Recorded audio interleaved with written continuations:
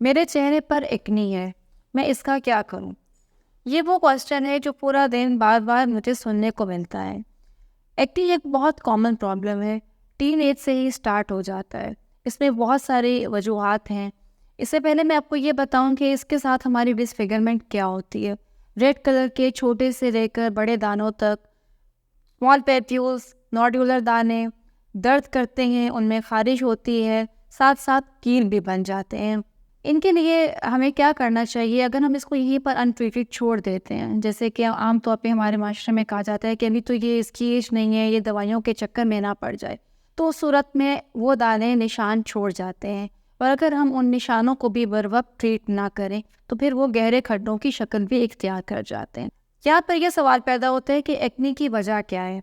अगर ये हार्मोनल वजह है तो फिर हमें हार्मोन्स को ट्रीट करना होता है, जैसे कि फॉर एग्जांपल पीसीओएस का प्रॉब्लम में एक्नी बहुत ज़्यादा हो जाती है। फिर इसके अलावा कुछ लोगों को एक्नी उनकी ऑयली स्किन की वजह से होती है, जिसमें स्किन की जो पीएच है वो बहुत ज़्यादा रिड्यूस्ड हो जाती है और एक्नी बढ़ जाती है, क्योंकि उसमें एक्नी बनाने के बैक्टीरिया की तादाद ज़्यादा होती है। इस एक्नी को किस तरीके से ट्रीट किया जाए? सबसे पहले तो हम इससे कॉज रिलेटेड ट्रीटमेंट करते हैं कि जो उसका डायग्नोसिस है उसके अकॉर्डिंगली उसको ट्रीटमेंट दी जाए। सेकेंड नंबर पर हम टॉपिकल मेडिकेशंस देते हैं। और जब एक्नी स्कार्स बन जाए और निशानात बन जाएं तो उसके लिए भी बेशुमार ट्रीटमेंट्स की जाती हैं। टॉपिकल मेडिकेशंस में हमारे पास एंटीबैक्टीरियल्स होते हैं, रेटिनॉल के कॉम्बिनेशंस होते हैं, उसके साथ साथ हम आपको बेंजोइल पेरोक्साइड भी देते हैं। तो ये पेशेंट टू पेशेंट वेरी करता है।